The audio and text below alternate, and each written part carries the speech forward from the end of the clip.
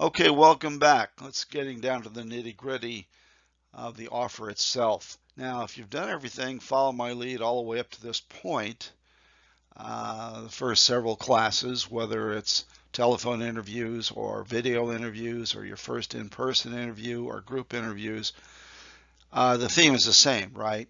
And so if you've done everything according to Hoyle, as we say, up to this point, then there's no surprises here. You're going to make an offer that will be accepted. Okay?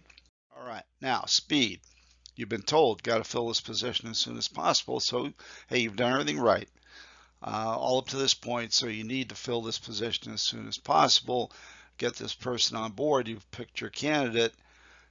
Listen, don't wait. Time kills all deals. It really does. The longer it goes, the worse it gets. Okay? All right. Now, I would suggest, strongly recommend that when you make your offer, number one, in person for sure, if at all possibility. I mean, if it can't be in person, at least video. Make the offer on a real-time Skype video call. And failing that, definitely a phone call. But, I'm really urging all of you to make your offers at the tail end of the final interview. That's the best place to do it. And you won't lose. Sooner the better. Okay? Now, remind the candidate of their decision-making ability. Remember, we talked about having them give an example. When we asked them, are you a decision maker? Yes, George, I'm a decision maker. Give me an example of that. Then I'm going to have to come back and recall what that example was. You can remind them gently, but repeat that example back to them and about their decision-making ability and how crucial this is for this particular position for sure. Okay. Now, again, speed. This allows a candidate to feel good about the offer, number one, and relieving any stress at all about what the next step is. They already know. They got the offer. So, and be excited about this offer. I mean, you're welcoming on the team, and this is going to be a tremendous asset, and you know how to do that. Okay.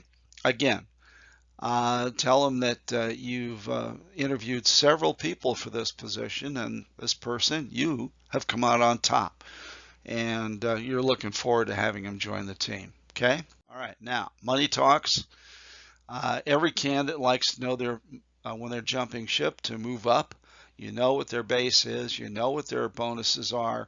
You want to, bump that salary, that base salary up 15, 10, 15, hey, sometimes even 20% depending upon the situation. So and he knows or she knows that you know what their base salary number was or is. So no lowballing here. Okay? All right. Now, it's important that your candidate fully understands your total benefits package, your vacation time, your sick leave policies,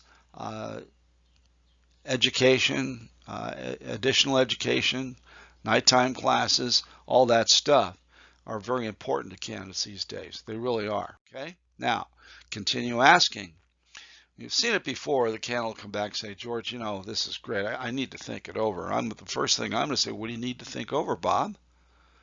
And hey, is it the salary? Is it benefits? Is it this? Is it that? All the benefits, just list them all as quickly as you can. Can it be that? No, no, no, no. Then what do you need to think about? Okay. Talk about a start date, and that you're going to be assumptive closes here. I'm going to guess you're going to be giving a 2 weeks notice, right? You want to start as soon as possible. How do you feel about giving a 2 week notice? Let them talk. Let them talk. Again, they're closing themselves. Okay? You got yourself an excited candidate, a good candidate. You've gone through this whole thing. Now at the bitter end, they're not going to leave you at the altar. Okay? Close the deal by letting the candidate know that you have two other candidates that you've interviewed for this position. Both really want it, but you want to be able to call them, let them know that they're not going to get the job, that the job's been filled, right? Yes, George. Okay, good. All right. Offers, again, wherever possible, should be made in person and followed up by your offer letter, which should be FedEx or express mailed. And again, if it can't be in person, video, definitely. And if that fails, by all means, call the person, okay? And within hours of that final interview, not days. Don't let them dangle. Again, time kills all deals. The longer it goes, the worse it's going to get for you. By the way, hey, thank you for your participation in this program. I really appreciate it. If you have any questions regarding any of these classes, any question in my particular phase of the process, please send me an email and I will get back to you as soon as possible. George.arms@verizon.net. Hey, thanks again for your participation. I'm looking forward to seeing you on future trainings. I think you're really going to be excited about some of these. Some of them have to do with LinkedIn and how you can expand your career via LinkedIn. Hey, thanks again. We'll see you on the other side.